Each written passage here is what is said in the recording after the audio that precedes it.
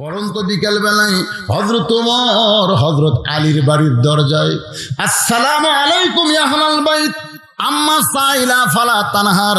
হযরত আলী ঘরের দরজা খুলে বলতেছে, আমিরাল মুমিনিন আপনি সালাম দিবেন ঠিক আছে, কিন্তু ওই ফকিরের আয়াত কেন তেলাওয়াত করলেন? আম্মা সাইলা ফালা তানহার, এই আয়াত তেলাওয়াত করার কারণ কি? ওমর ফারুক বলে, আলী রে, জীবনে কোনোদিন ঘটকালি করিনি ভাই, আজকে প্রথম বিয়ার ঘটক হয়ে তোমার ঘরের দরজায় তোমার হোসাইনের ব্যাপারে আমি উমর একটু ঘটকালি করবার চাই। হযরত আলী আল্লাহর শুকর আদায় করে বলেন, আপনার মতন মহান ব্যক্তি যদি হোসেনের বিয়ার ঘটক হয় তাহলে পাত্রী অবশ্যই ভালো হবে। সুবহানাল্লাহ। ওমর ফারুক বললেন, পাত্রীর যোগ্যতা হলো 6 বছর বয়স ঈমান গ্রহণ করেছে, ঈমানের পরীক্ষা দিয়েছে 12 বছর, লিয়াবলুয়াকুম আইয়ুকুম আহসানু আমালা। সবচাইতে সুন্দর আমল হলো শত কষ্টের ভিতরেও ঈমানকে বাঁচিয়ে রাখা। সুবহানাল্লাহ কন্যা গান। আমার আব্দুল্লাহর সঙ্গে মেয়েটার বিয়ে দিবার চাইলাম, কিন্তু মেয়েটা আমার আব্দুল্লাহর পছন্দ করে না, মনে মনে তোমার হোসাইনকে করছে কামনা। এখন বলো আলী, আমার ঘটকালি কি আল্লাহ কবুল করবে?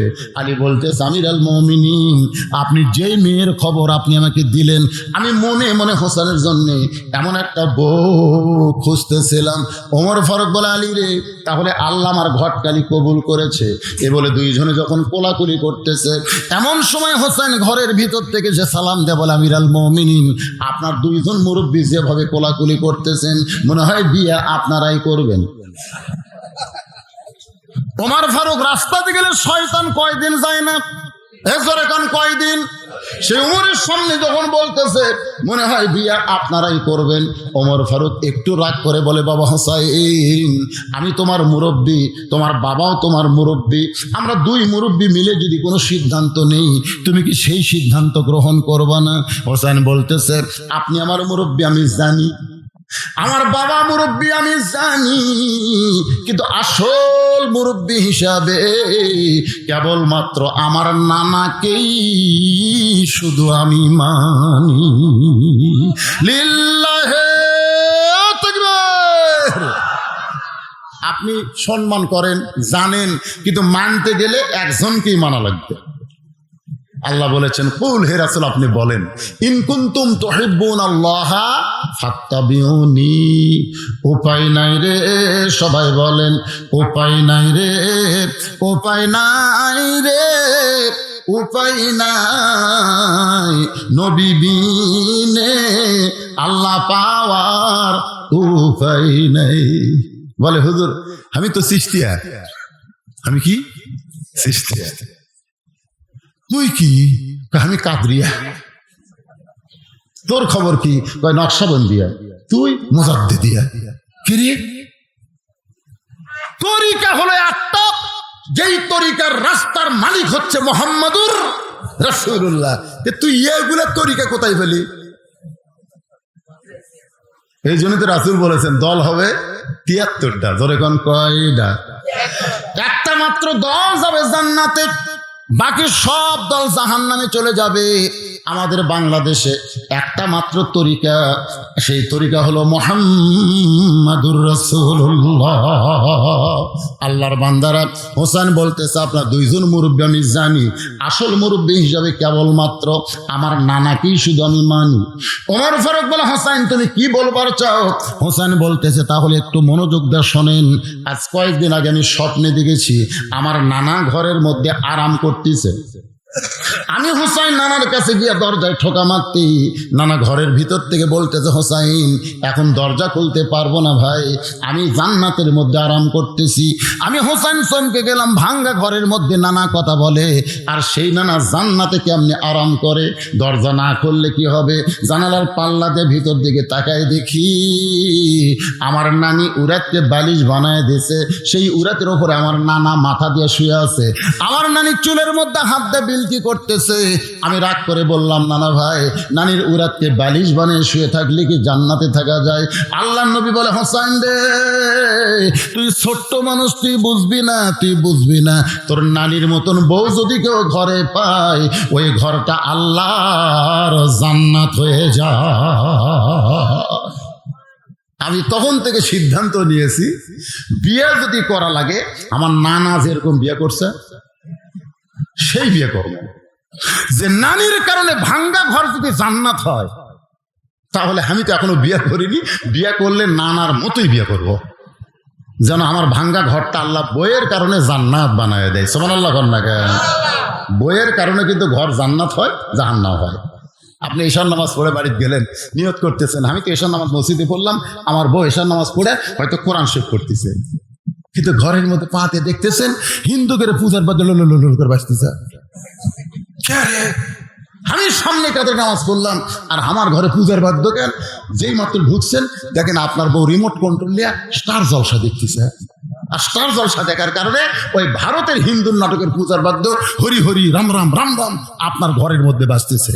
এখন আপনারা বলেন আপনার ঘরে কি জান্নাত না জাহান্নাম? কথা কন না কেন? জান্নাত না জাহান্নাম? তাহলে এখন আপনি কি করবেন? ঘর যদি জান্নাত করবার চান, হয় বউ পাল্টান লাগবে, আর কথা হয় না। যে কয়টা স্যাটেলাইটের মাধ্যমে আমার ওয়াজ শুনতেছে, ওরা কি করবি?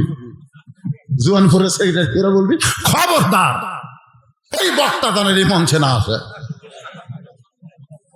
দরকার হলে ওরা স্বামী ছাড়বি, কিন্তু স্টার জলসা ছাড়বি না। কথা কন না কেন ভাইরে? কথা কন না কেন? আপনারা বলেন যে নিজের দুই মেয়েকে, নিজের দুই সন্তানকে মা বিষ পান করায়া পরকিয়া করছে এই স্টার জলসার জি বাংলার কারণে। বুঝবার পারতেছেন না? আজকে মুসলমানের ঘরে অশান্তির আগুন দাউ দাউ করে জ্বালাচ্ছে এই হিন্দুদের চ্যানেল, এই ভারতের চ্যানেল। খালি বিশ্বাস না হয় একদিন আপনার বউকে বলবেন আজ থেকে স্টার জলসা দেখা চলবি না। আপনার বউ লব উল্টা বলবে তোর মতন বুড়া দামানো আমার স্বামী দরকার নাই, আমি আর একটু চলে গেলাম। লাইন আগে থেকে করা আছে।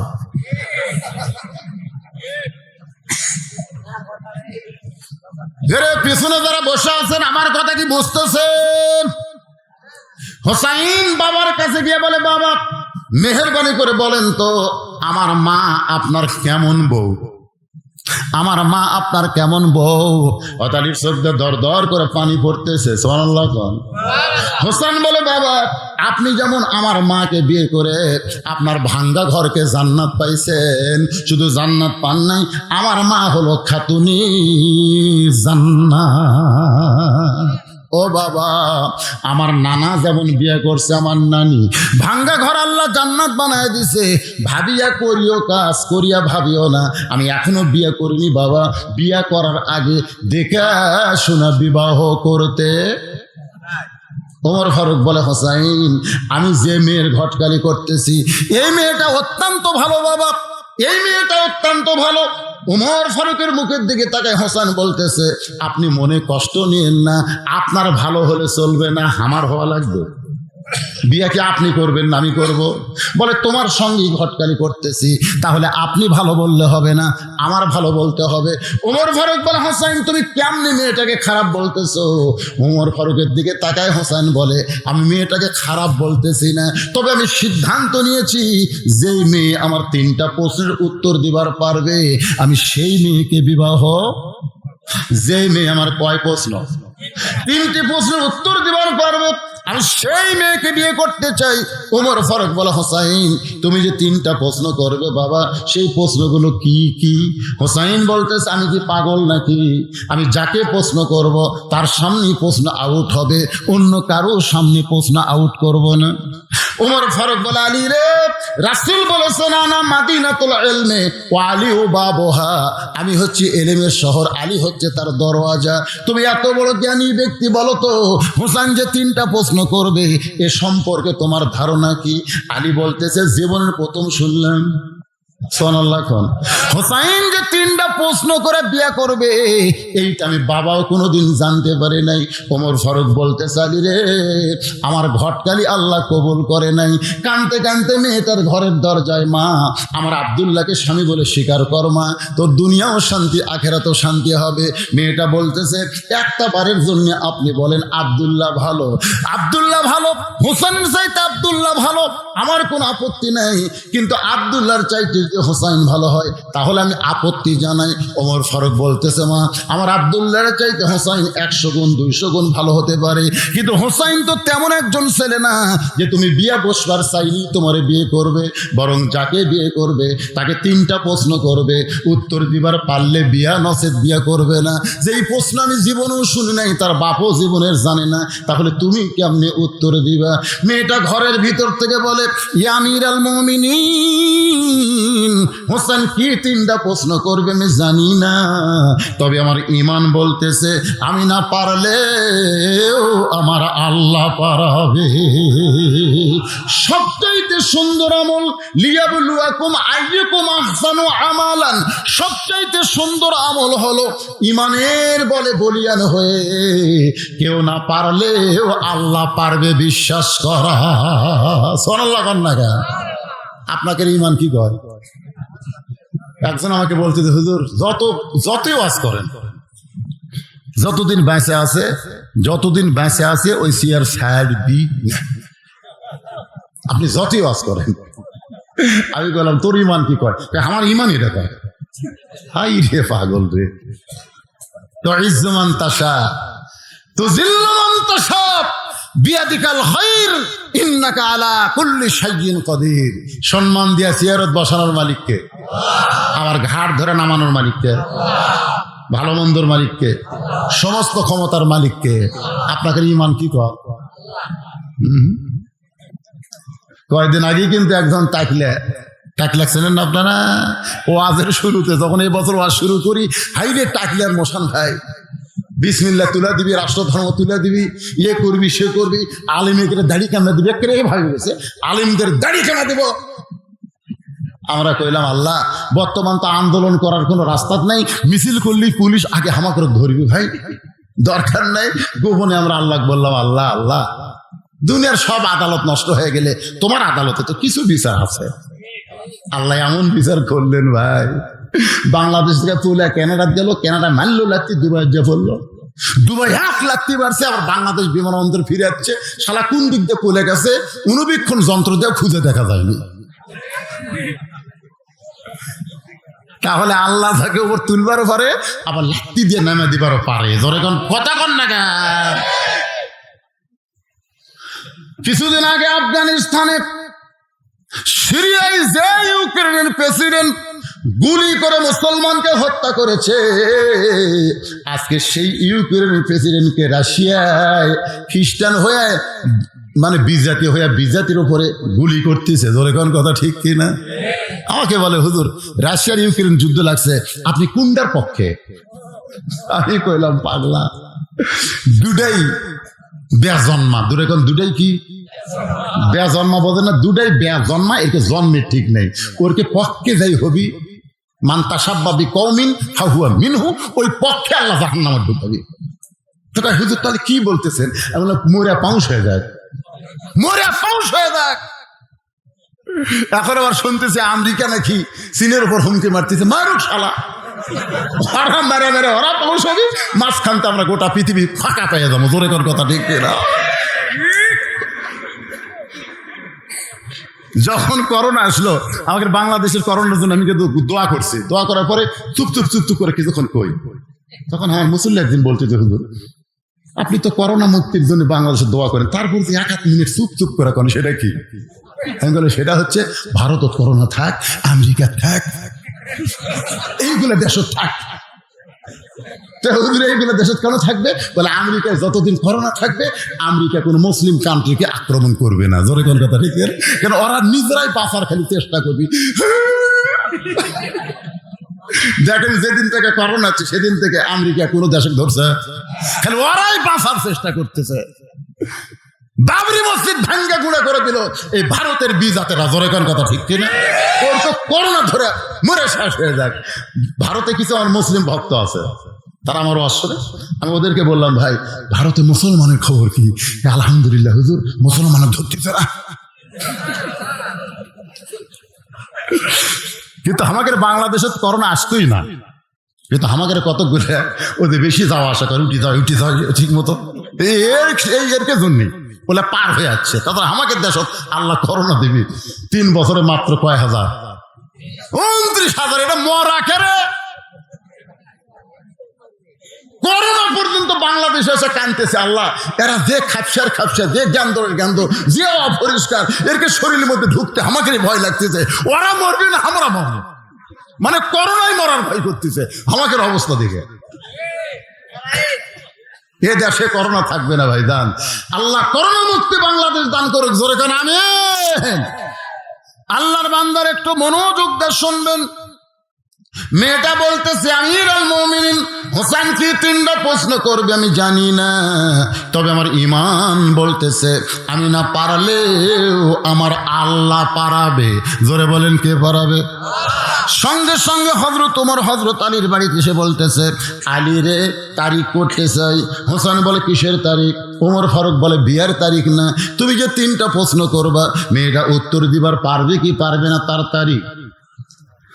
আলী চোখের পানি বের করে বলতেছে, আমিরুল মুমিনিন, যেই প্রশ্ন জীবনে আপনি শোনেন নাই, যেই প্রশ্ন আমিও জানি না, সেই প্রশ্নের উত্তর মেয়েটা দিবার পারবে, এত বড় শক্তি আপনি কেমনে পাইলেন? ওমর ফারুক বলে, আলী রে, ইমানের বলে বলিয়ান হয়ে যখন কেউ কথা বলে তখন সে একলা থাকে না, তার সঙ্গে আমার আল্লাহ থাকে।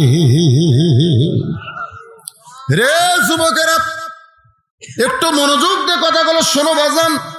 ওমর ফারুক নির্দিষ্ট তারিখে ডান পাশে বসে গেছে, বাম পাশে হযরত আলী, আর মাঝখানে হোসাইন।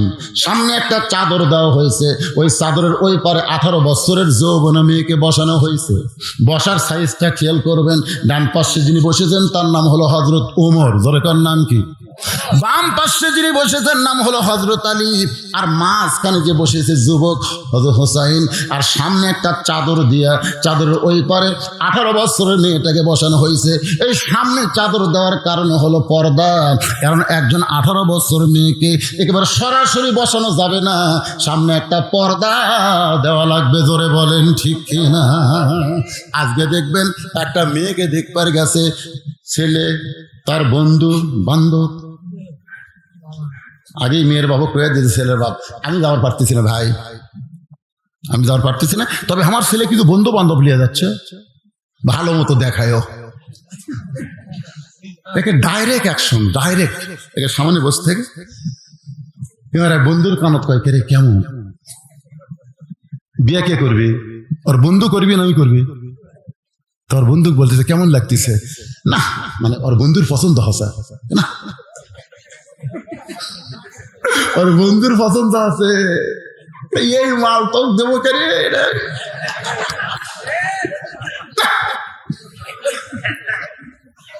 লাভ হলো না। এই মেয়ে কিন্তু দেখ একটা জিনিস খুব খারাপ খেয়াল করছি, মিশেন অসত্য কথা বলবে,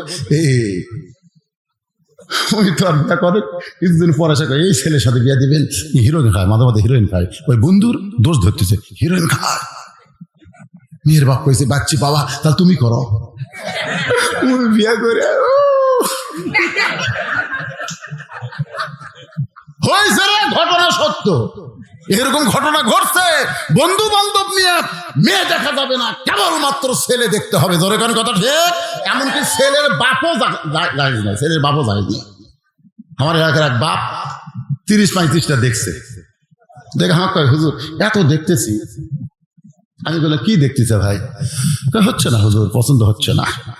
আমি বললাম কেমনে দেখো? লাড়া ছেড়ে দেখি। আমি মনে মনে করি তুই বেটার বউ দেখবার যায় লাগিয়ে চাড়িস, তুই লুচ্চা হয়ে গেছিস, তোর জীবনে পছন্দ হবি না। জোরে কোন কথা ঠিক কিনা? দেখেন বসার সাইজটা কেমন, ইসলাম কি বলে। রে মায়েরা, যারা পর্দার অন্তরালে একটু মনোযোগ দিয়ে শোনেন। ডান পাশে হযরত ওমর, বাম পাশে হযরত আলী, মাঝখানে হোসেন, সামনে চাদর, চাদরের ওই পারে 18 বছরের যৌবনা মেয়েটা বসে গেছে। এমন সময় হযরত ওমর বলে, হোসাইন এখন তুমি প্রশ্ন শুরু করো। এবার হোসাইন দাঁড়িয়ে বলতেছে, রে মেয়ে তুমি একা একা বসে আছো, তাই বলে মনে করো না তুমি একলা হয়ে গেছো, বরং আমি হোসাইন বড় একা হয়েছি। ওমর ফারুক বলে, হোসাইন তোমার ডান পাশে আমি বসে আছি, বাম পাশে তোমার বাবা, এরপরে তুমি একা কেমনে হলা? হোসেন বলে, রে মেয়ে আমার দুই পাশে 2জন মহামানব দেহ নিয়ে বসে আছে, কিন্তু এই 2 মহামানব মনে মনে মনে মনে তোমার পক্ষ নিয়েছে। নির্বাচন কমিশনার নিরপেক্ষ আসনে বসে আছেন। বর্তমান বাংলাদেশের নির্বাচন কমিশনার নাই, নিরপেক্ষ আসনে বসে আছে। নিরপেক্ষ ওই খালি দেহলিয়া সিয়ারত বসে আছে আর মনে মনে একটা দলের পক্ষে আছে। ওই দিনের ভোট রাতত করবি, তারপরেও বলবি নির্বাচন সুষ্ঠু হয়ে গেছে, চাপাত খালি জুতের বাড়ি ধরে। নিরপেক্ষ। আপনারা বলেন তো হযরত ওমর কার পক্ষে? এ কথা কন না কেন, কার পক্ষে? তারপরে হযরত আলী কার পক্ষে? বুঝতে পারতেছেন না? কিন্তু বসে আছে কোন পক্ষে? তার মানে বোঝা গেল শুধু দেহ নিয়ে বসে থাকলে হবে না, মনটাও সঙ্গে রাখা লাগবে। বাজান গো, হোসেন বলতেছে, রে মেয়ে, আমার দুই পাশে দুইজন মহামানব বসে আছে, কিন্তু এই দুইটা মহামানব মনে মনে তোমার পক্ষ নিয়েছে। এরা কোনো সময় চাবে না আমি জিতি, বরং তুমি জিতো। জোরে কোন কথা ঠিক কিনা? সুবহানাল্লাহ খান। ওমর ফারুক কি চাচ্ছে মনে মনে কোন? কারণ যাই ঘটকালি করতেছে তার ঘটকালি টিকা লাগবে না, এই জন্য মনে মনে চাচ্ছে আল্লাহ আল্লাহ মেয়েটা যেন পারে। আল্লাহ আলী ভাবতেছে এমন একটা বেটার বউ আমার দরকার, যাই 12 বছর ইমানের পরীক্ষা দিয়েছে, প্রত্যেকদিন সকালে 3টা বিকালে 3টা করে চাবুক মারছে, এরপরও যে মেয়েটা ইমান হারা হয় নাই, এমন একটা পুত্রের মতো আমার দরকার নাই। আল্লাহ আল্লাহ মেয়েটা যেন জিতে। আল্লাহ কিন্তু বেকায়দা বসিছে এই সাইডে। ওমর ফারুক বলে, হোসাইন এখন তুমি প্রশ্ন শুরু করে দাও। এবার হযরত হোসাইন রাদিয়াল্লাহু তাআলা প্রশ্ন শুরু করতেছেন। আপনারা একটু মনোযোগ দিবেন। 1 নম্বর প্রশ্ন হলো, রে মেয়ে, আমার মাকে তুমি জানো? মারাত্মক কথা, কারণ মা এই যে ঘুরতেছে, ও যে দেখে ওরা বসতেছে না। আমি অনেকক্ষণ থেকে খেয়াল করে দেখছি, ওরা আসে আবার যায়, ওরা বসবার চাচ্ছে না, চাচ্ছে কিন্তু পারতেছে না, পারতেছে না। কারণ ওরা যখন মায়ের পেটে আসিল তখন মাও পেটত লিয়া গোটা পাড়া ঘুরিছে, ওই পেটের মধ্যে ঘোরনি ব্যারাম পাচ্ছে। কোরআনের মাহফিলে বসবার পারবি না, কারণ ওর ভুঁড়ি খারাপ। জোরে কোন কি খারাপ? একজন খ্রিস্টান নেপোলিয়ন পর্যন্ত বলেছে ভালো একটা সন্তান চাইলে ভালো একটা মায়ের দরকার। আজ পর্যন্ত কেউ বলে নাই যে ভালো সন্তান চাইলে ভালো বাপের দরকার। ভালো বাপ দিয়া ভালো সন্তান হবে না, ভালো মাও হওয়া লাগবে। ধরে কোন কথা ঠিক কিনা? তাহাজ্জুদের নামাজ পড়ে স্বামী সহবাস করতেছে, আবার গোসল করে নামাজ পড়ি ফজরের, কি ভালো বাপ না? এ কথা কেন ভালো বাপ না? দোয়া দুরুদ সব পড়ছে, পড়ে বাবা আনন্দে মাতিয়ে সাগরে ভাসাইয়া সেই যে চইলা যায় খবর লয় না, মাজন ধরিয়া উদরে বড়ি চুরি করে, আচার চুরি করে, দেওয়ার সাথে টাঙ্কি স্টার জলসা জি বাংলা দেখে। এই পেটের সন্তান স্টার জলসা জি বাংলা যখন মা দেখে, মায়ের দেহের মধ্যে যে হরকত হয়, ওই হরকতের পেটের মধ্যেই বরকত হয়। আর মা পেটে বাচ্চা নিয়ে যখন নামাজ পড়ে, রুকুর থেকে যখন সেজদায় যায়, ওই বাচ্চা পেটের মধ্যে যখন হেঁকা বেঁকা হয়, ফেরেশতা কয় আল্লাহ তোমার বান্দি নামাজ পড়ে, পেটের মধ্যে বাচ্চার কি কষ্ট হয় না? আল্লাহ বলে ফেরেশতা সাক্ষী থাক, যেই মা পেটে বাচ্চা নিয়ে নামাজ পড়লো, ওই মা শুধু নিজে নামাজ পড়লো না, পেটের বাচ্চাকেও নামাজি বানায়া দিল।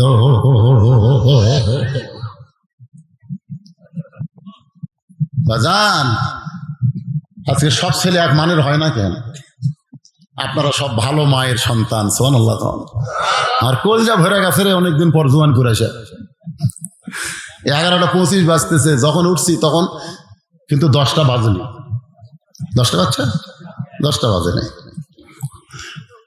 10:45 সময় উঠে এখন 11:25 বাজতেছে। 1 ঘন্টা 45 মিনিটের মতন আলোচনা চলতেছে।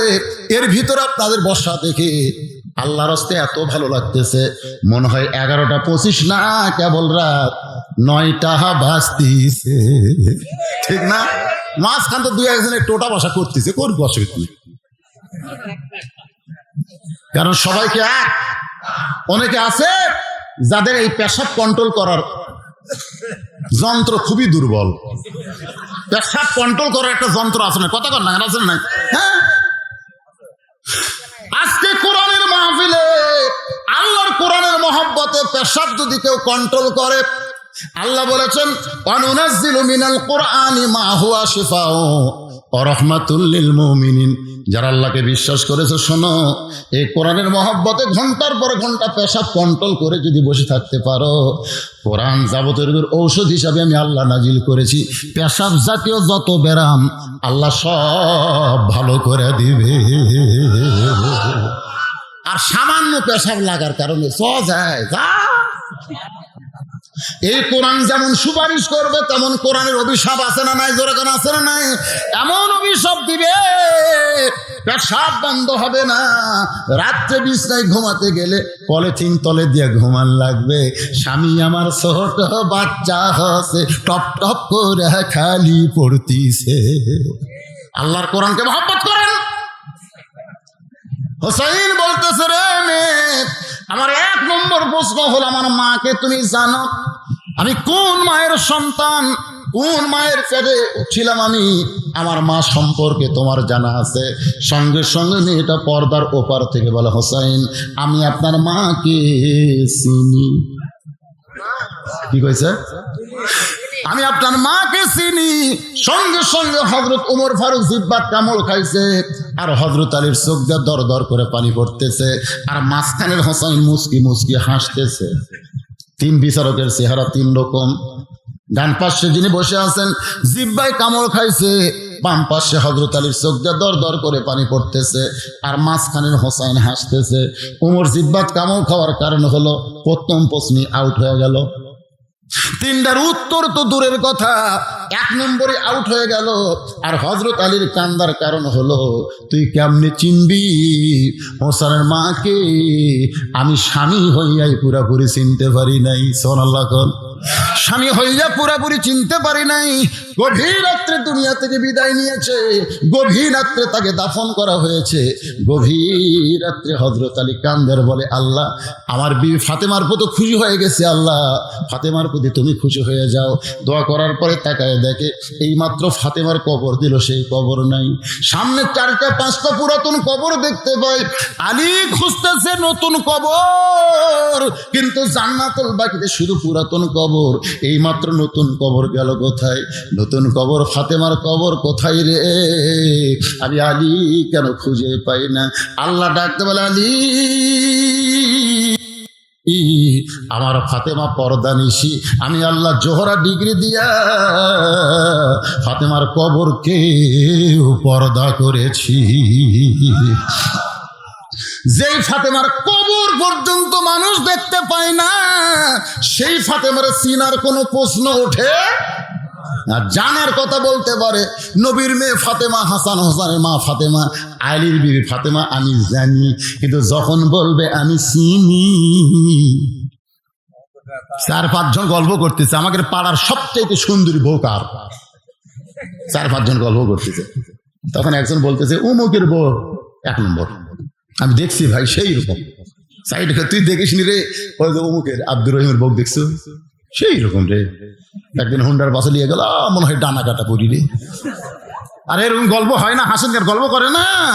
আপনার বলেন তো, যাদের বউকে নিয়ে গল্প করতেছে ওই স্বামীগুলা জান্নাতে যাবে? আপনি কাগজ কলম লেখালেন, এরা জীবনেও জান্নাতে যাবে না। আর দায়ুসু লা ইয়াদখুলুল জান্নাহ, লা ইয়াদখুল, কখনোই জান্নাতে প্রবেশ করবে না। সাহাবারা বললেন, হুজুর দায়ুস কোন নারী? রাসূল কয়, তোমরা নারীর উপরে এত গরম কেন? দায়ুস কোন নারী না, দায়ুস হলো ওই সকল পুরুষ যাদের অধীনে নারীরা পর্দা করে না। তোমার বউ গোটা পাড়ার লোক চিনে, তুই কি মরদ রে? হাসতেছেন কেন? হাসতেছেন কেন? আজকে মায়েরা বুঝতেছে ওয়াজ কারে কয়, জোরে কোন ঠিক? ও মা, আপনারা এমন একজন মা, আপনাদের পেট থেকে নবীরা আইছে, যত নবী দুনিয়াতে আইছে সমস্ত নবীদের মা আছে না নাই? জোরে কোন আছে না নাই? শুধু আদম নবীর মা নাই, কিন্তু ঈসা নবীর বাপ না থাকলেও কিন্তু মা আছে। জোরে কোন ঠিক কিনা ভাই? যত আল্লাহর ওলি তাদের মা আছে না নাই, সাহাবীদের মা আছে না নাই, আলেমদের মা আছে না নাই। বাজান, মায়ের পেট থেকে সন্তান, সেই মাটা কেমন একটু বোঝানোর জন্য বলতেছি। মেয়েটা বলে, হোসাইন আপনার মাকে আমি চিনি। অনেক সময় চলে যায়, উত্তর হইল কি হইল না। মেয়েটা জানতে চায়। উমর ফারুক বলতেছেন, মা কেমনে হবে? হোসেন প্রশ্ন করেছে, আমার মাকে জানো? আর তুমি উত্তর দিলে চিনি, তুমি কেমনে চিনবা? সঙ্গে সঙ্গে মেয়েটা বলে, হোসাইন আপনার মায়ের চোখের ভুরু জোড়া ছিল, আপনার মায়ের বাম গালে কালো একটা তিল ছিল, থুতুনির তলে লাল একটা দাগ ছিল। সঙ্গে সঙ্গে আলী চিল্লায় বলে, মা যা বলছিস বলছিস মা, আর বলিস না, আর বলিস না। এই তিনজনের মধ্যে একজন পরপুরুষ আছে। যা বলছিস বলছিস মা, আর বলিস না। আমরা তিনজনের মধ্যে একজন পরপুরুষ আছে, আর পরপুরুষের সামনে আর বেশি বলা যায় না। আপনারা বলেন তো, তিনজনের মধ্যে পরপুরুষকে? হযরত ওমর সম্পর্কে রাসূল বলেছেন, আমার পরে কেউ নবী হলে লাউকানা ওমর। নবুয়তের দরজা বন্ধ হয়েছে বলে ওমর নবী হওয়ার পারে নাই, তবে নবী হওয়ার সব যোগ্যতা আল্লাহ ওমরকে দিয়েছে। সেই ওমর যদি পরপুরুষ হয়, তাহলে মুরিদের বইয়ের কাছে পীর কোন পুরুষ? জোরে কান, মুরিদের বইয়ের কাছে পীর সাহেব কোন পুরুষ? আপনাকে এলাকায় পীর মুরিদি নাই নাকি?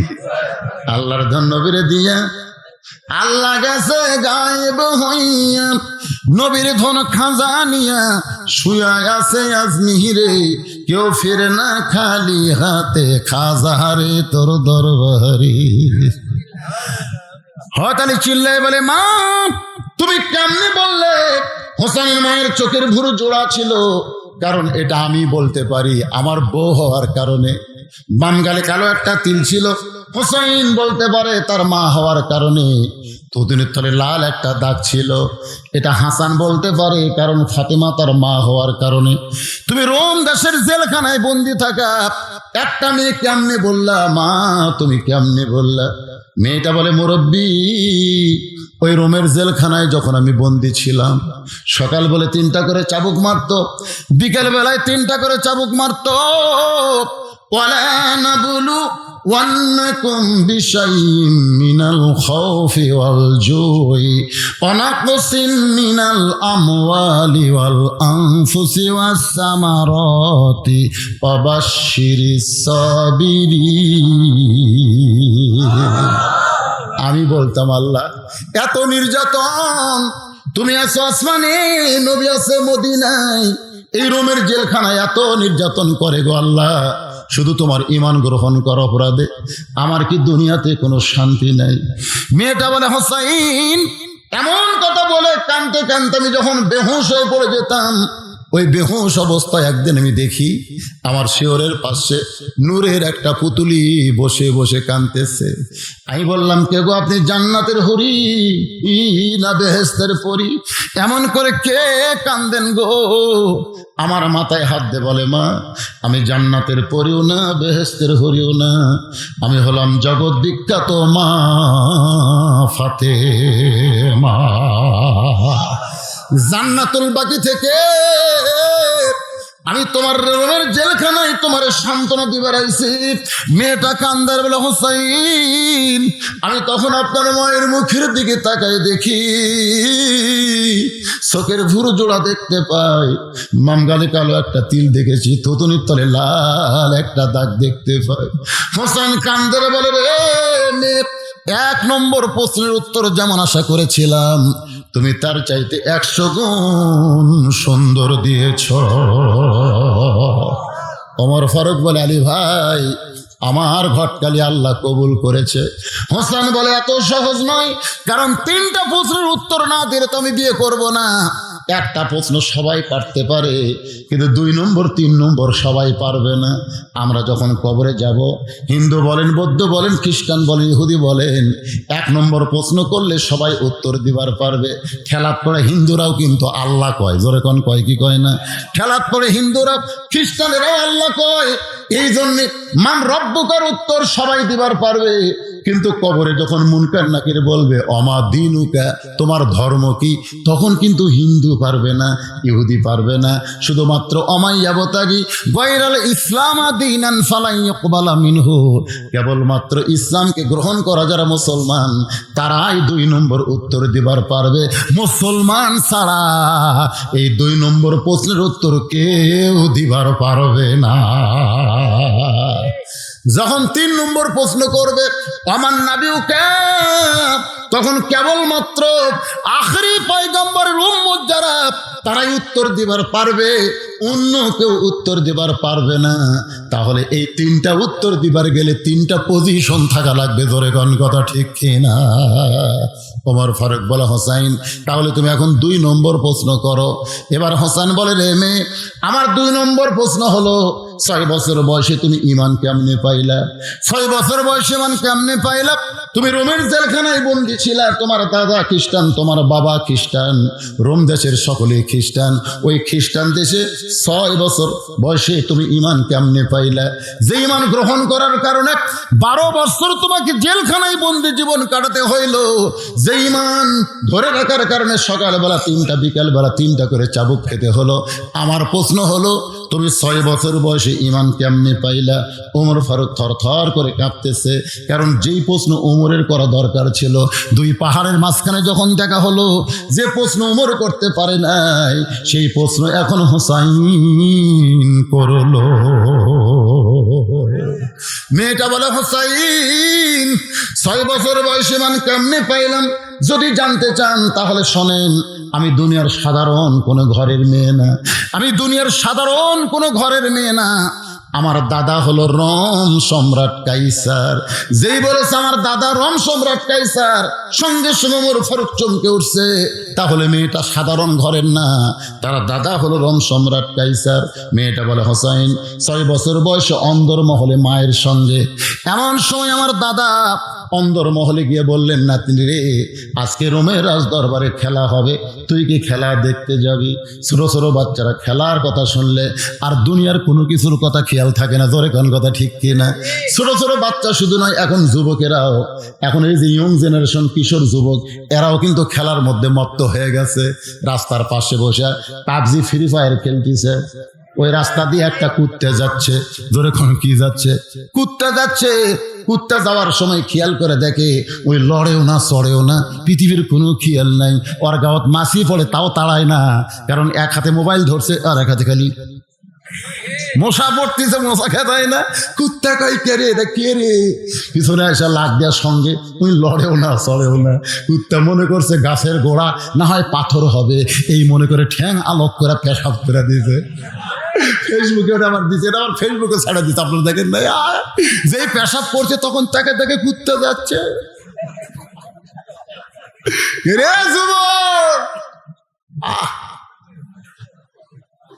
আপনারা যারা বাবা আছে, বাবা আপনার ছেলেদেরকে 3G 4G মোবাইল কিনে দিছে, স্ক্রিন টাচ খালি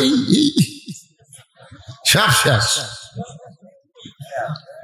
6 বছরের মেয়েটা বলে, হোসাইন আমার দাদা যখন বলতেছে রোমের রাজ দরবারে খেলা হবে, তুই কি খেলা দেখতে যাবি? আমি খেলা দেখার জন্য দাদার সঙ্গে রাজ দরবারে সিংহাসনে দাদা বসে, ওই সিংহাসনের পাশে ছোট্ট একটা চেয়ার, আমার দাদা আমারে বসে বলতেছে খেলা দেখবি? আমি বললাম খেলা দেখার জন্যই তো রাজ দরবারে আসলাম। আমার দাদা বলে, নাতি রে, তাহলে তাকায় দেখ। মেয়েটা বলে, হোসাইন 6 বছর ঈমান কেমনে পাইলাম শুনতে চান? শোনেন। আমার দাদা বলে, ওই যে তাকায় দেখ। আমি তাকায় দেখি কালো কাপড় দিয়া একটা মানুষের চোখ দুইটা বেঁধে ফেলেছে, ওই মানুষের হাতে হ্যান্ডকাপ, পায়ে লোহার শিকল। আমি বললাম দাদু ভাই খেলা দেখার কথা বলে নিয়ে আসলেন, কিন্তু একটা মানুষকে আমি দেখতে পাই। আমার দাদা আমার মুখে হাত দেয়, বলে খবরদার, ওটা মানুষ না, ওইটা মানুষ না, ওইটা হইলো মুসলমান, খবরদার মানুষ বলবি না।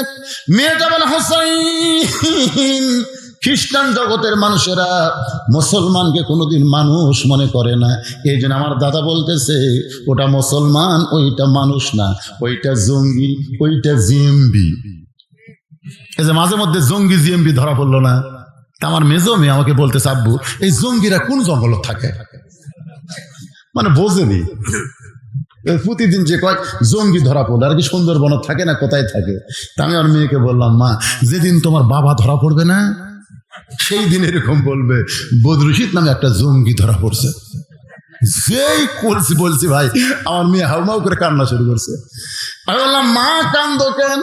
বলে বাবা আমি এতদিন মনে করতাম জঙ্গি মানে জঙ্গল থেকে বের হয়, কিন্তু এখন বুঝলাম কোরআনের যারা হক কথা কয় তাদেরকে বাতিল জঙ্গি জিএমবি বানায়। এরা মুসলমান নয় রে, এরা জঙ্গি, এরা জিএমবি। মেয়েটা কান্দার বলে হোসাইন 6 বছর বয়সে ইমান কেমনে পাইলাম শোনেন। আমার দাদা বলতেছে ওটা মানুষ না রে, ওইটা হলো মুসলমান। আমি তখন বললাম দাদু ভাই ওই মুসলমানকে নিয়ে আপনি কি খেলা খেলবেন? আমার দাদা বলে ওই যে তাকায় দেখ। আমি তাকায় দেখি আগুনের একটা চুলাই দাও দাও করে আগুন জ্বলতেছে। আমার দাদা বলতেছে ওই মুসলমানকে হাত পাও বেঁধে ওই আগুনের চুলার মধ্যে ফেলে দিব, মুসলমান পুড়ে ছারখার হয়ে যাবে। আজকের খেলার নাম হলো মুসলমান মারার খেলা। আজকে খেলার নাম কি? আজকে খেলার নাম হলো গোটা বিশ্বে মুসলমান মারার খেলা শুরু হয়েছিল। জোরে কোন কথা ঠিক কিনা?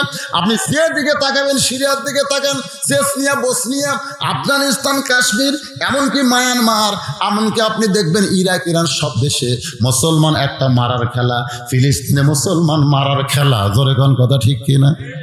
গোটা বিশ্বে মুসলমান মারার খেলা। তখন কিন্তু কোন আন্তর্জাতিক বিশ্ব কথা বলে নাই। এখন ইউক্রেনকে রাশিয়া ধরছে, কোন মুসলমানের কথা বলা দরকার নাই, যা করার করবি। জোরে কোন কথা ঠিক কিনা? আল্লাহর বান্দারা একটু মনোযোগ দিয়ে খেয়াল করবেন। মেয়েটা বলে হোসাইন 6 বছর বয়সে কেমনে ইমান পাইলাম শোনেন। আমি তখন দাদু ভাইকে বললাম দাদু ভাই ওই মুসলমানকে মাফ করা যায় না? এই মুসলমান মারার খেলা বন্ধ করে ওই মুসলমানকে কি মাফ করা যায় না? আমার দাদা বলতেছে 100 বার মাফ করা যায়। যদি মুসলমান একটা বারের জন্য বলে আল্লাহ রাসূল মানি না, সঙ্গে সঙ্গে চোখের বাঁধন খুলে দিব, হাতের হ্যান্ডকাপ খুলে দিব, পায়ের শিকল খুলে দিব। মেয়েটা বলে হোসাইন আমি 6 বছরের ছোট্ট মেয়ে চেয়ার থেকে উঠে গিয়া ওই মুসলমানের সামনে বললাম মুসলমান তুমি যদি বাঁচবার চাও তাহলে একটা বারের জন্য বলো আল্লাহ রাসূল মানি না।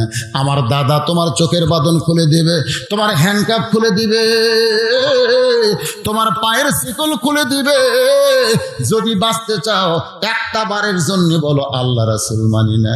মেয়েটা বলো হোসাইন, মুসলমান সংস্বরে চিৎকার করে বলতেছে রে ছোট্ট মেয়ে তোমার কাছে জীবনের দাম বেশি, কিন্তু একজন মুসলমানের কাছে জীবনের চাইতে ইমানের দাম বেশি। দরকার হলে মুসলমান গোটা পৃথিবী ছাড়বে, কিন্তু এক মুহূর্তের জন্য আল্লাহ রাসূল ছাড়বে। সঙ্গে সঙ্গে আমার দাদা চিৎকার করে বলতেছে আর দেরি করা যায় না। এতগুলো শক্তির সামনে একটা মুসলমান মাথা নত করলো না। এরা হাত পাও বান্ধে উত্তপ্ত, আগুনের মধ্যে ফেলে দাও। মেয়েটা বলতে হোসাইন ওই মুসলমানকে যখন আগুনের দিকে নিয়ে যায় তখন আমি বললাম দাদু ভাই আমি খেলা দেখতে চাই, তাই বলে মানুষ মারার খেলা আমি দেখব না। আমার দাদা বলতেছে দেখতেই হবে, অন্দর মহল থেকে তৈরি নিয়ে এসেছি দেখানোর জন্য দেখতেই হবে। আমার বাম হাতখানা দাদা জোর করে ধরে রাখলো। যখন মুসলমানকে আগুনের দিকে নিয়ে যাচ্ছে আমি 2টা হাত দিয়ে আমি একটা জীবন্ত মানুষকে আগুনে পুড়ে ফেলবে দেখবো না বলে এভাবে 2টা হাত দিয়ে যখন আমার চোখ ঢেকে ফেলেছি, এমন সময় সুন্দর একটা বাণী হোসাইন এত সুন্দর বাণী আমি জীবনে কোনোদিন শুনি নাই। সেই বাণীটা হলো লা ইলাহা ইল্লাল্লাহু মুহাম্মাদুর রাসূলুল্লাহ। মেয়েটা বলে, হোসেন রে, এই সুন্দর বাণী আমার কানের মধ্য দিয়ে আমার কলিজার মধ্যে ঢুকে যায়। আমি তখন দেখতে পাই, যদিও দুইটা হাত আমার দুই চোখে, তারপরেও দেখতে পাই উত্তপ্ত আগুনের মধ্যে মুসলমানকে ফেলে দিচ্ছে, মুসলমানের খাঁচা আগুনের মধ্যে পড়তেছে, আর খাঁচার পাখিটা কে যেন ধরে সবুজ রঙের একটা বাগানে উড়াল দেয়। ওয়ালা তাকুলু লিমান ইউকতালু ফি সাবিলিল্লাহি আমওয়াতুন বাল আহইয়াউ ওয়ালাকিন লা তাশউরুন। হ্যাঁচকা টান দিলাম। আমার দাদা আমার হাত ধরেছে, কিন্তু এত শক্তি আমার ভিতরে, কারণ আগে আমি একলা ছিলাম, এবার আমার ভিতরে আল্লাহর ঈমান আছে। সুবহানাল্লাহ। হ্যাঁচকা যেই টান দিয়েছে, দাদার হাত খুলে গেছে, এক দৌড়ে মায়ের কাছে। মায়ের কাছে গিয়ে মেয়েটা বলতেছে লা ইলাহা ইল্লাল্লাহ মুহাম্মাদুর রাসূলুল্লাহ। মা বলতেছে, তুই না তোর দাদার সঙ্গে খেলা দেখতে গেলি, এই মুসলমানের কলমা কোথায় পাইলি? তোর বাবা দাদা জানতে পারলে তোকে মাইরা ফেলবে। আমি তখন সাহস করে বললাম, মা, এ কলমাওয়ালারা কোনোদিন মরে না, সবাই মোরা পাউশ হয়ে যাবে, কিন্তু এই কলমাওয়ালারা কোনোদিন মরবে না। এক দৌড় এসে দেখি আমার দাদা শাহবাগের মিছিল করতেছে। জোরে কান, কিসের মিছিল? শাহবাগের মিছিল বোঝেন? আমাদের ঢাকায় একটা শাহবাগ আছে, যখন কাউকে ফাঁসি দেওয়া হয় তখন এই শয়তানেরা মিছিল শুরু করে দেয়। জোরে কোন কথা ঠিক কিনা? আমার দাদা সৈন্যদের মিছিল করতেছে, মুসলমান পুড়ে ছাই হয়ে গেল, মুসলমান পুড়ে ছাই হয়ে গেল। আমি এতগুলো সৈন্যর ভিতরে আমার দাদার সামনে গিয়ে বললাম, দাদা, ইমানের বল কারে কয় দেখেন। দাদা, কানার ভাগ্যে ধন মিলে না, সামনে পড়ে আছে সোনা, কানা দেখতে পায় না, মাটি মনে করে ফাইলা দেয়, হাতে তুলে নেয় না, কানার ভাগ্যে ধন মিলে না, হাইরে কপাল মন্দ। আপনারা বাংলা পড়ে পারেন, ইংরেজি পড়ে পারেন, যে কোরআন শব্দ দেয় হারি না বাবা, একসাথে আশ্চর্য ধরনের কথা, কেবল এরকে দৃষ্টান্ত দিচ্ছে, আর এই সময় এরা উঠলো করে। আরে এই এরা কোন মাদের সাথে গাচ্ছে রে?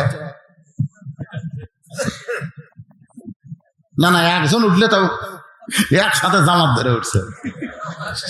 সুবহানাল্লাহ। এরকে জামাত খুব মজবুত, বুঝলেন, খুব মজবুত। কি ব্যাপার হচ্ছে? আপনারা বলেন তো, বাংলা ইংরেজি ঘটঘট করে কয় কি কয় না? যে কোন শব্দ হয় দেখে ঠিকই, কিন্তু হাইরে কপাল মন্দ, মানে চোখ আছে কিন্তু হাইরে। প্রতি অক্ষরে 10টা করে নেকি। যখন প্রথম আয়াত নাজিল হচ্ছে, ইকরা, রাসূল বলেছেন পড়বো না, ফেরেশতা জিবরাইল বলে পড়েন, আল্লাহ নবী বলেন পড়বো না, ফেরেশতা জিবরাইল বলেন পড়েন, নবী বললেন জিবরাইল বারবার পড়তে কও, কি পড়বো সেটা কোনো বলো না, কারণ দুনিয়াতে বহু পড়া আছে, একজন মুসলমান সব পড়া পড়বে না, যেই পড়া চরিত্র গড়ায় সেই পড়ায় পড়তে হবে, ঠিক কি না? এই মাদ্রাসা এসে দেখবেন ছোট্ট একটা বাচ্চা পেশাব করতেছে, দেখবেন 7 বছরের আব্দুল্লাহ পেশাব করতেছে, পেশাব করে দেখলেও সব রে, পেশাব করা দেখা সব, পেশাব করে পানিতে ধুয়ে তারপরে উজু করতেছে। আব্দুল্লাহ, উজু কেন করতেছেন বাবা? এই মাঘ মাসে ঠান্ডার মধ্যে। হুজুর, আপনি জানেন না আমরা কোরআন শরীফ পড়ি হুজুর, এটা ধরবার গেলে শরীর পবিত্র করা লাগে।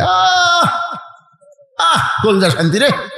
ওই আব্দুল্লাহর বয়সে একটা ছেলে প্রাইমারি পড়ে, ওই পেশাব দিয়ে 40 লিখছে, পেশাব দিয়ে 40 লিখছে, জান্ডি ধরে পেশাবের ফোর্স আছে তো, আগে 4 লিখছে, 4 লেখা 0 দিচ্ছে, মারছে দৌড়। আমি দৌড়ে গিয়ে ধরে বললাম, এর কি করলি, কি করলি? পেশাব দিয়ে 40 লিখি কেন? চাষা আজকে পেশাব কম থেকে 40 লিখছি, যেদিন বেশি হবি না 100 লাখ। আমি বললাম কোন ক্লাসে পড়িস? ক্লাস 2 এ পড়ি। তো কেমনে পেশাব করা লাগে তোর স্যার শিখাইনি? এই কিভাবে পেশাব করা লাগে তোর স্যার শিখাই নাই? তখন চাচা কি দেখুন প্রাইমারি পেশাবখানা যাই দেখি আমার স্যারই খাড়া হয়ে পেশাব করে। চাচা আমার স্যারই খাড়া হয়ে করে, ওর স্যারই খাড়া হয়ে মারে। কারণ স্যার জানে ওর যে শিক্ষা দেওয়া হচ্ছে একদম বাগডম ঘোড়াডম সাজা ঢাক বললো ঝাঁঝর বাজা পেশাব কি পায়খানা করতে করতে পড়া যাবে, পড়া যাবি না। আর আলিফ বা তা সা এটা কি? এটা পেশা পবিত্র না হয়ে ধরা যাবে না। হাই রে কপাল মন্দ, চোখ থাকিতে অন্ধ। আজকে এই কোরআনের মাহফিলে বসে আল্লাহর কোরআনকে ভালোবাসেন এরকম কোন কোন আল্লাহর বান্দা আছে? আল্লাহকে একটু হাত তুলে দেখান। লিল্লাহে তাকবীর, হাত নামান। এই কোরআনের জন্য ডাক আসতে পারে, কোরআনের জন্য রাস্তায় বের হওয়া লাগতে পারে, কোরআনের জমিন বাংলাদেশ আবার প্রতিষ্ঠা করা লাগতে পারে। জোরে কোন কথা ঠিক না? রাজি আছেন? রে জান দিতে হবে, মাল দিতে হবে। আজকে সব শুনলেন যে প্রাইমারি হাই স্কুল মাদ্রাসা সব জায়গায় সরকার টাকা দেয়, আর এই মাদ্রাসা দেয় না কেন? এটা আপনাকে জন্যে আল্লাহ বরাদ্দ রাখছে। তোরা যতদিন থাকবি এই মাদ্রাসা ততদিন টিকবি। আজকে যারা কোরআনকে ভালোবাসেন তাদের কাছে রুমাল যাবে, গামছা যাবে, মাত্র 5 মিনিট আদায় হবে। আর 100টা কোরআন শরীফ আমি এই মাদ্রাসার জন্য বিক্রি করবো। 100টা কোরআন শরীফ যাদের বাপ মা কবরে গেছে কেবলমাত্র তারাই বাপ মার কবরকে জান্নাত বানানোর জন্য এই মাদ্রাসায় একটা কোরআন শরীফ বাবদ 500 টাকা দান করবেন। 500 টাকা দান করলেই একটা কোরআন দানের সওয়াব আপনার বাপ মা কবরে পাবে। বাপ মার কবরকে আল্লাহ যেন জান্নাত বানায় দেয়। কেরে মাদ্রাসার তালেব ইলম কোথায়? ভিতরে গামছা নিয়ে ব্যাগ নিয়ে নামো, আর আপনাদের মধ্যে 100টা কোরআন শরীফ নগদে বিক্রি হবে। কোন আল্লাহর পাগল আছেন বাপ মার জন্য একটা কোরআন বাবদ 500 টাকা দিবেন? 500 টাকা দিবেন, আল্লাহ বাপ মার কবরকে যেন জান্নাত বানায় দেয়। কেউ যদি মনে করে হুজুর বাপ মার জন্য 2টা কোরআন শরীফ দিব, তাহলে 1000 টাকা দিবেন। কেউ যদি মনে করে 10টা দিব, 5000 টাকা দিবেন। কিন্তু কমপক্ষে একটা কোরআন শরীফ। কোন আল্লাহর পাগল আছে নবীর ইতিম মাদ্রাসায় কোরআন বাবদ 500 টাকা দান করবেন? টাকা পয়সা হাতের ময়লা, কাফনের কিন্তু পকেট নাই। মাশাআল্লাহ মাশাআল্লাহ, তোমার একজন পাগল তোমার নবীর ইতিম মাদ্রাসায় সর্বপ্রথম কোরআন শরীফ বাবদ 500। আর একজন ভাইজান আমার আল্লাহ তোমার কোরআন বাবদ 500 টাকা করছে দেন। 100টা চাইছি, 2টা পাইছি। 3 নম্বরে কোন আল্লাহর পাগল একটা কোরআন শরীফ করে এতিমখানা একটা কোরআন দেওয়া যাবে না? এই মাদ্রাসা একটা কোরআন শরীফ বাবদ 500 টাকা দিবেন, একটা কোরআন দানের সওয়াব আল্লাহ আপনাকে দিয়ে দিবে। আসেন আসেন যাদের বাপ মা কবরে গেছে। আর ওই যে গামছার মা ব্যাগ না আদায় হচ্ছে, সবাই পকেট থেকে বের করবেন। যিনি যা পারবেন, যার যতটুকু সাধ্য কুলায় আল্লাহর রাস্তায় কোরআনকে ভালোবেসে দান করবেন। আল্লাহ তোমার একজন পাগল বান্দা তোমার নবীর ইতিম মাদ্রাসায় কোরআন শরীফ বাবদ 500 টাকা দান করছে, আল্লাহ কবুল করেন। আর একজন আল্লাহর বান্দা 500 টাকা দান করছে, 100টার মধ্যে 4টা কোরআন শরীফ পাওয়া গেছে। কোরআন শরীফ বাবদ 500 করে টাকা 4টা পাওয়া গেছে, মাশাআল্লাহ। আল্লাহ আর একজন কোরআন শরীফ বাবদ 500 টাকা দান করছে। আল্লাহর একজন বান্দা 1000 টাকা 2টা কোরআন শরীফ বাবদ করছে দান। আল্লাহ দানকে কবুল করে জান্নাত ঘরের মালিক বানান। আসেন ভাইজান, উঠা বসা করবেন না। ওয়াজ তো শেষ হয় নাই। শেষ হয়েছে? শেষ হয়েছে কি? বিয়ে শেষ দেখবেন না? হোসেনটা দিলে বিয়ে হয় কি হয় না? উমরের ঘটকারে আল্লাহ কবুল করে কি করে না? আমার মায়েরা যারা বসে আছেন, মায়েদের মধ্যেও যাবেন, মায়েরা দান করবে। আমার মায়েরা আজকে অনেক দান করবে, কারণ ওয়াজের শুরু থেকে মা বোনদের জন্য ওয়াজ হচ্ছে। মাশাআল্লাহ 500 টাকা দান করেছে। আর একজন কোরআন শরীফ বাবদ 500 টাকা দান করেছে। এখানে একজন হেল্পার দরকার, মানে কয়টা কোরআন শরীফ হলো এটা খালি হিসাব করবেন। হ্যাঁ, এখানে একজন বসেন, আপনার কামি হলো খালি 500 টাকা 1 কোরআন, 500 টাকা 1 কোরআন। কয় কোরআন হলো খালি সেটা দেখেন। আল্লাহর আর একজন পাগল আল্লাহ নবীর ইতিম মাদ্রাসায় কোরআন শরীফ বাবদ 500 টাকা দান করেছে। আল্লাহ দানকে 1000 দিলেন। আল্লাহ 2টা কোরআন শরীফ বাবদ 1000 টাকা দান করেছে। আল্লাহ কবুল করেন। আল্লাহ একজন যুবক তোমার নবীর ইতিম মাদ্রাসায় কোরআন শরীফ বাবদ 500 টাকা দান করেছে। আল্লাহ কবুল করেন, কবুল করুন, কবুল কর। কি লেখছে রে এটা আবার?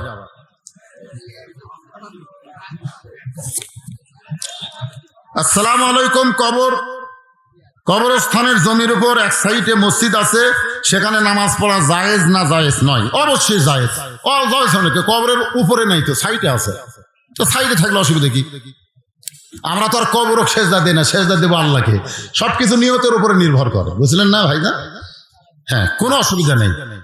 তবে কবরের উপরে চলবে না, কবরকে কেন্দ্র করে কোনো মসজিদ করা যাবে না। তবে মসজিদকে কেন্দ্র করে অনেকে কবর দেয়। আমার কবর দিও মসজিদেরই পাশে, একটা গান আছে না? নাই, আমার কবর দিও মসজিদের পাশে, কিন্তু মসজিদের পাশে আমার কবর দিও ভাই, এ গান আছে, কিন্তু কবরের কাছে মসজিদ বানায় ওই কথা নাই। এই জন্য কবরের পাশে মসজিদ, কবর দেওয়া যাবে, মসজিদের পাশে কবর দেওয়া যাবে। আল্লাহর একজন বান্দা 500 টাকা দান করেছে, আল্লাহ দানকে কবুল করেন। আর একজন 500 টাকা কোরআন শরীফ বাবদ দান করেছে, আল্লাহ দানকে কবুল করেন। আল্লাহ নেক নিয়ত নিয়ে গাছা পড়াক, আল্লাহুম্মা আমিন। খালি ব্যাগের আদায় শেষ হলেই আমি আবার আলোচনা শুরু করবো। অধৈর্য হয়েন না, অধৈর্য হয়েন না, 12টার মধ্যেই শেষ হবে, অসুবিধা নেই ভাইজান। একটু মহব্বত নিয়ে জিকির করেন, লা ইলাহা ইল্লাল্লাহ, লা ইলাহা, লা ইলাহা ইল্লাল্লাহ, লা ইলাহা ইল্লাল্লাহ, লা ইলাহা ইল্লাল্লাহ, লা ইলাহা, লা ইলাহা ইল্লাল্লাহ মুহাম্মাদুর রাসূলুল্লাহ। এক ছেলে সন্তানের আকিকা দিতে হবে। এক ছেলের জন্য কয়টা পশু? একটা ছেলে, ছেলে সন্তানের জন্য একটা ছাগল দিবেন। ওটা আমরা বেশি বলি, একটা দিলে হবে, একটা দিলে হবে। ছেলে দুটো মেয়ে একটা, এটা একটু বানানো জিনিস, একটা হলে ছেলে মেয়ে। এখানে আমরা মনে করি আর রেজাল কাউমুন আলান নিসা, এই আয়টা দিয়ে খেয়াল করে ছেলে দুইটা দিয়ে পারলে আপনারা যদি পারেন 10টা দেন, অসুবিধা কি? একটা দিলে আদায় হবে, একটা দিলে আকিকা আদায় হবে। কেউ যদি শুকরিয়া শরীফ দুটো দেয়, অসুবিধা নেই। প্রজেক্টরের কথা বলছে। আসসালামু আলাইকুম। অত্র মাহফিলের মহিলাদের প্যান্ডেলে যে পর্দা লাগানো হয়েছে, শরীয়তে ইহার হুকুম কি তাহা জানতে চাই। মেয়েরা পুরুষকে দেখা জায়েজ আছে, কিন্তু মরদ মানুষ মেয়ে মানুষ দেখা জায়েজ নাই। আপনারা কি বুঝতেছেন? মেয়েরা পুরুষ দেখা জায়েজ আছে, কিন্তু পুরুষ মানুষ মেয়ে মানুষ দেখা জায়েজ নাই। কারণ কি বলেন তো? যদি মেয়েদের পুরুষ দেখা জায়েজ না থাকতো, তাহলে আমাকেরও বোরকা পরা লাগতো। কথা ঠিক না? এখন মেয়েরাও রাস্তা দিয়ে যাবে, ওরা বোরকা পরে যাবে, কিন্তু বোরকার যে দুটো চোখ আছে, সেই চোখ দিয়ে যদি আমাকে দেখে, তাহলে আমাকে বোরকা পরা লাগবে। তা আমরা কি বোরকা পরব? যদি পুরুষ বোরকা পরা না লাগে, তাহলে প্রজেক্টরে বক্তা দেখাও জায়েজ আছে। বসেন, কি হলো? মোনাজাত ছাড়াই বাড়ি যাবেন? বসেন। সবগুলা ব্যাগ টেজের উপর নিয়ে আসো, দেখি কয় ভাগ টাকা হলো। মেয়েদের কাছে গেছো? আমার মায়েরা বোনেরা, আল্লাহর রাস্তায় আপনারা দান করবেন, সব এক ব্যাগ উত্তর। ঢালো ঢালো, সবাই ঢালো। ওখানে 100 টাকা দিয়ে দোয়া আছে।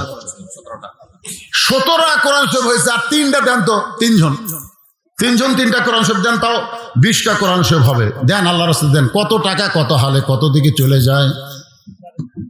মাদ্রাসায় একটা কোরআন শরীফ দেন, দুনিয়া এবং আখিরাতে পাওয়া যায়। লা ইলাহা ইল্লাল্লাহ, লা ইলাহা ইল্লাল্লাহ, লা ইলাহা ইল্লাল্লাহ, লা ইলাহা ইল্লাল্লাহ, লা ইলাহা ইল্লাল্লাহ, লা ইলাহা, লা ইলাহা ইল্লাল্লাহ মুহাম্মাদুর রাসূলুল্লাহ।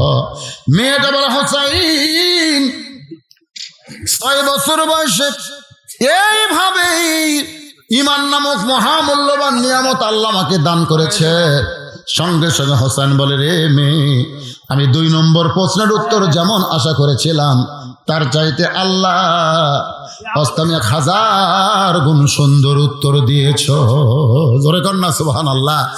আমি 2 নম্বর প্রশ্নের যেমন আশা করেছিলাম, তার চাইতে 1000 গুণ তুমি সুন্দর। ওমর ফারুক বলে, হোসাইন, তাহলে আল্লাহ আমার ঘটকালি কবুল করেছে। হোসেন বলে, এত সহজ না, 3টা প্রশ্নের উত্তর দিলে করব বিয়া, নসেত আমি বিবাহ করব। 2টার উত্তর দেওয়া হলো, একটা থাক, একটা থাক। তো না করলে তো কোরআন শব্দ দেওয়া লাগবে 3টা। হয়ে গেছে? কোন তালে দিলে রে মা? নামাজের সময় নিয়ত উচ্চারণ করতে হয় কিনা? নিয়ত পড়া আর নিয়ত করা। আপনারা বলেন তো নামাজের নিয়ত করার কথা আছে না পড়ার কথা আছে? হ্যাঁ, নিয়ত করা। তো নিয়ত করা কোনোদিন উচ্চারণ করা লাগে না। হ্যাঁ, আমার এক বড় ভাই, একসঙ্গে আমরা দুইজন আসরের নামাজ ধরবো একসাথে। তা আমি যাই, প্রথম রাকাত পেলাম, মানে 4 রাকাতের প্রথম রাকাতে পেলাম, কিন্তু আমার বড় ভাই যা প্রথম রাকাত মিস করলো। একসাথে ঢুকে আমি 4 রাকাতই পেলাম, ওর 3 রাকাত হলো। নামাজ শেষ করার পরে বললাম, কে ভাই একই সাথে ঢুকলাম, আমি 4 রাকাত তুই 3 রাকাত কেন? বলে এই যে নয়তো নুসালিল্লাহ তাআলা বারাকাতু সালাত। এই বলতে বলতে ইমাম রুকুত গেছে, বাড়ি রুকুত সেজদাত গেল, হ্যাঁ 1 রাকাত পেলামই না। তাই আমি কইলাম, তোমাকে নিয়ত পড়ার কথা কে কইছে? বলে তাহলে কি করব? বলে যখন আসরে ওযু করেছো তখনই তোমার নিয়ত হয়ে গেছে। নিয়ত মানে ইচ্ছা করা। জোরে কান, নিয়ত মানে কি করা? নিয়ত মানে ইচ্ছা করা। যখন মসজিদের মধ্যে ঢুকেছো তখন তোমার নিয়ত হয়ে গেছে। যখন কাতারবদ্ধ হয়েছে তখন নিয়ত হয়ে গেছে। আবার নতুন করে নয়তো বলা লাগবে না, আল্লাহু আকবার বলে নিয়ত করে সিজদা রুকু করা লাগবে। জোরে কান, কথা ঠিক কি না? এই এর উচ্চারণ করার দরকার নাই, মনে মনে সংকল্প করার নামই হলো নিয়ত। আল্লাহর বান্দার একটু খেয়াল করেন। ওমর ফারুক বলে, হোসাইন এখন 3 নম্বর প্রশ্ন করো। হোসাইন বলতেছে, রে মেয়ে, আমার 3 নম্বর প্রশ্ন হলো। বলবো? শুনবেন? তার মনোযোগ দিচ্ছেন না কেন?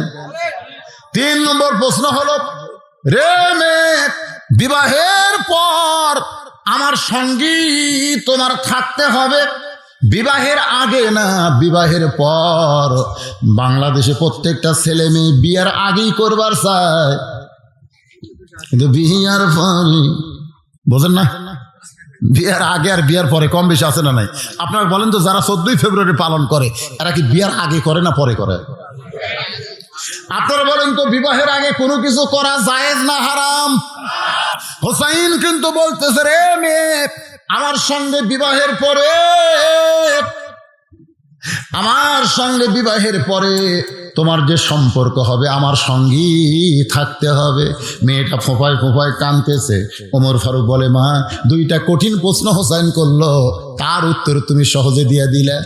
এই সহজ প্রশ্ন, বিবাহের পরে আমার সঙ্গী তোমার থাকতে হবে, তুমি এইটার উত্তর না দিয়া তুমি কেন কাঁদতেছো? মেয়েটা বলে, হোসাইন, যে প্রশ্ন আমাকে করেছে এই প্রশ্নের মধ্যে কঠিন কথা রয়েছে। ঠিক কিনা বলেন? এটি আসে আবার কি হাত দেয়, এটা অপারেটর করে সব জায়গায় হাত দিবার চায়। মাদ্রাসা মসজিদ সব চলাচ্ছে, ঠিক আছে, আবার মাইকও চলাবি। জমিনের উপরে সবচাইতে উত্তম মসজিদ নিকৃষ্ট, উত্তম হলো মসজিদ, নিকৃষ্ট হলো বাজার। বর্তমানে প্রায় স্থানে নিচে বাজার, উপরে মসজিদ, এর নাম রাখা হয়েছে মসজিদ মার্কেট। এর সঠিক ব্যাখ্যা যদি বলতেন, আপনাকে কি বুঝলেন? মানে যে জায়গায় নামাজ পড়া হয় সে জায়গা হলো উত্তম, সেটা বাজারের উপরে হোক আর ব্রিজের উপরে হোক আর যেটি হোক।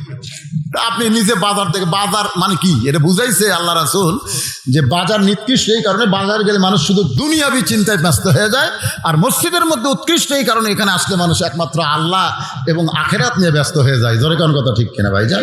এই জন্য মসজিদ হলো সবচাইতে উত্তম জায়গা। মসজিদের মধ্যে কি আমরা যে কাজগুলো করি এগুলো উত্তম না? এই জন্য উত্তম। বাজারে যেগুলো করি ও আজাতা। দেখবেন 5 মিনিট পরে জামাত হবে, এই 5 মিনিটের মধ্যে আমি 10 বার ঘড়ি দেখি। আর বাজারের মধ্যে ঘন্টার পর ঘন্টা এক সমেন তেলে টেনশনে পড়ে গেছি, রে কি করি কি খাই, সব জিনিসের দাম বাড়তি দিয়ে গেছে, চিন্তা টেনশন করতেছে। আমি যাই হোক, রাসূল যেটা বলেছেন, যেখানেই মসজিদ হবে মার্কেটের উপরে হোক আর তলে হোক, উপরে তো হবে, তলে হবে না। মসজিদ মসজিদের জায়গায় থাকবে, মার্কেট মার্কেটের জায়গায় থাকবে। ঠিক কিনা বলেন? আল্লাহর বান্দারা, মেয়েটা বলতেছে, ইয়া আমিরুল মুমিনিন, এই কারণেই কাঁদতেছি। হোসেন যে প্রশ্ন করেছে এই প্রশ্নের মধ্যে অত্যন্ত গুরুত্বপূর্ণ কথা রয়েছে। ও হোসাইন, আপনি বলতেছেন বিবাহের পরে আমার সঙ্গী তোমার থাকতে হবে। আল্লাহর একজন নবী ছিলেন, নাম হলো আয়ুব নবী। জোরে কোন কি নবী? আয়ুব নবীর এক সময় বাদশাহী ছিল। আয়ুব নবীর এক সময় অনেকগুলো বউ ছিল। আয়ুব নবীর ঘর বাড়ি সব কিছুই ছিল, কিন্তু আয়ুব নবী যখন অসুস্থ হয়ে গেল, আয়ুব নবী যখন কঠিন অসুস্থ হলো, এমনকি দেহের দুর্গন্ধ যখন শুরু হলো, তখন কিন্তু তার বাড়ি ঘর থেকে বের করে লোকালয় থেকে একবার জঙ্গলের মধ্যে তাকে রেখে আসলো। যতগুলো বিবি ছিল সব বিবি আয়ুব নবীকে ছেড়ে চলে গেল, সন্তান সন্ততি সবাই দূরে গেল, শুধু একটা মাত্র বিবি আয়ুব নবীর সঙ্গ ত্যাগ করে নাই। সেই বিবির নাম হলো রহিমা হোসাইন। রহিমা যেমন আয়ুব নবীর সুখের দিনেও ছিল, দুঃখের দিনেও ছিল, আমিও তেমন আপনার দুঃখের দিনেও থাকব, সুখের দিনেও থাকব, সব সময় আপনার সঙ্গে থাকতে চাই, এমনকি জান্নাতে আপনার সঙ্গে থাকতে চাই। হুসাইন বলতেছে আমার কোনো আপত্তি নেই। ওই মেয়েটার সঙ্গে হুসাইনটা দিলার বিয়ে হলো। মেয়েটার নাম হলো শাহের বানু। ওই কারবালার প্রান্তরে আলী আসগরকে যখন হত্যা করা হয়, হুসাইন এসে বলল, রে বিবি, তোমার কলিজার টুকরা আলী আসগরকে হত্যা করেছে, তুমি ইচ্ছা করলে তাবু ছেড়ে তুমি চলে যাবার পারো, এরপরে কিন্তু আমার উপর অ্যাটাক করবে, আক্রমণে তুমিও নিহত হতে পারো। বউটা কান্দের বলে, স্বামী গো, বিয়ের সময় আপনি তৃতীয় প্রশ্ন করেছিলেন, বিয়ের পরে আমার সঙ্গী তোমার থাকতে হবে। আজকে কারবালার প্রান্তরে কঠিন সময়, আমি আপনাকে ছাড়বো না, সব সময় আপনার সঙ্গে থাকতে চাই। যখন দেহ রেখে মাথা নিয়ে চলে গেল, ওই দেহের উপরে ঘোড়া ছুটানো হলো। তখন হোসেনা দেহের কাছে বসে তার বিবি বললেন, স্বামী গো, তোমার দেহে হাত দিয়ে স্পর্শ করে বলতেছি, বিয়ের আগে তোমার সঙ্গে যেমন ছিলাম, বিয়ের পরে তোমার সঙ্গে যেমন ছিলাম, আল্লাহ যেন যুবকদের জান্নাতের সর্দার যখন বানাই দিবে, তখন এই অধমকে আপনার সঙ্গে রাখবে। লিয়াবলুয়াকুম আইয়ুকুম আহসানু আমালান ওয়া হুয়াল আজিজুল গফুর। মৃত্যু আর হায়াতকে আল্লাহ সৃষ্টি করেছেন পরীক্ষা করার জন্য। সেই পরীক্ষার সাবজেক্ট হলো সুন্দর আমল। আজকে শুরু থেকে এ পর্যন্ত আমি যতগুলো আমলের কথা বলেছি, সে আমলগুলো কি সুন্দর না খারাপ? কি আমল? এই সুন্দর সুন্দর আমল করার তৌফিক আল্লাহ যেন আমাদের সবাইকে দান করে। আজকে আলোচনার পরে ঘুমায় যাব, ঘুমের পরে ফজরের জামাত, এই সুন্দর আমলটাও যেন আল্লাহ আমাদের জন্য কবুল করে। সকলে বলে আল্লাহুম্মা আমিন। আস্তাগফিরুল্লাহ রাব্বি মিন কুল্লি জামবি ওয়া আতুবু ইলাইহি। লা হাওলা। কেউ উঠবেন না, কেউ উঠবেন না। এই যে অধৈর্য, এটা হলো খারাপ আমল। ইন্নাল্লাহা মা'আস সাবিরিন, কিন্তু ধৈর্য ধরা হলো সুন্দর আমল। এটা চালু করে দাও।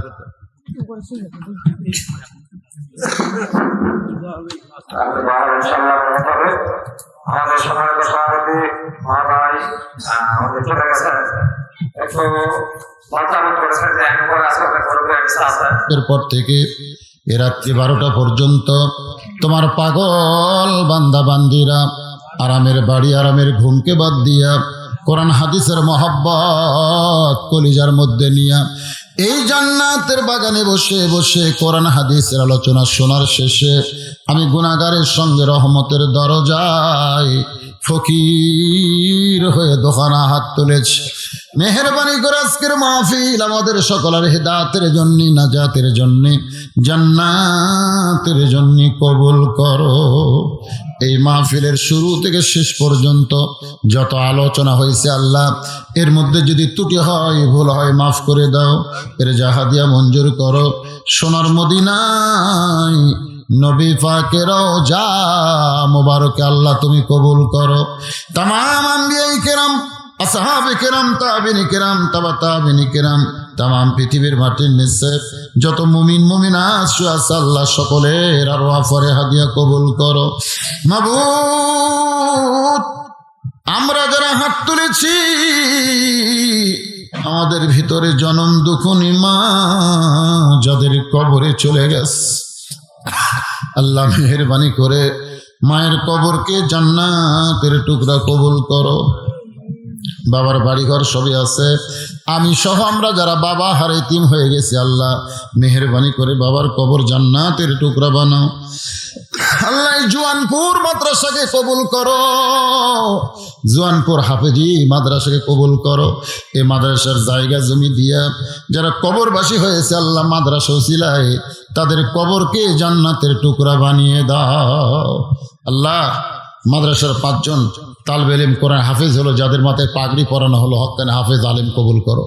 মাদ্রাসার ওস্তাদ, মাদ্রাসার প্রিন্সিপাল, মাস্টারের ভাইস প্রিন্সিপাল, মাদ্রাসার ম্যানেজিং কমিটির সভাপতি, সেক্রেটারি, কেশিয়ার, মাদ্রাসার হিতাকাঙ্ক্ষী বা আজকে যারা মাদ্রাসায় মহব্বত করে কিছু দান করেছে, আল্লাহ সকলকেই তুমি মাফ করো।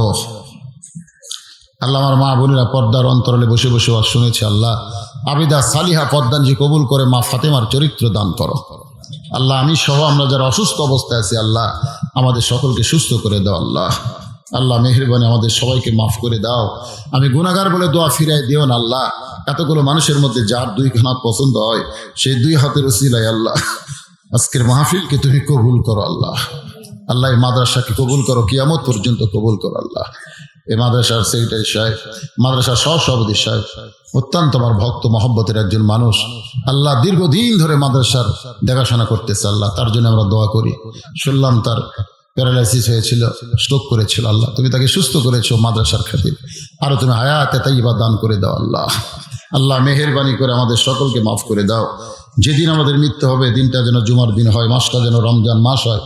ইমানের সাথে ইজ্জতের সাথে এই দুনিয়া থেকে বিদায় নেওয়ার কালে আমাদের জবানে জারি করে দিও লা ইলাহা ইল্লাল্লাহু মুহাম্মাদুর রাসূলুল্লাহ।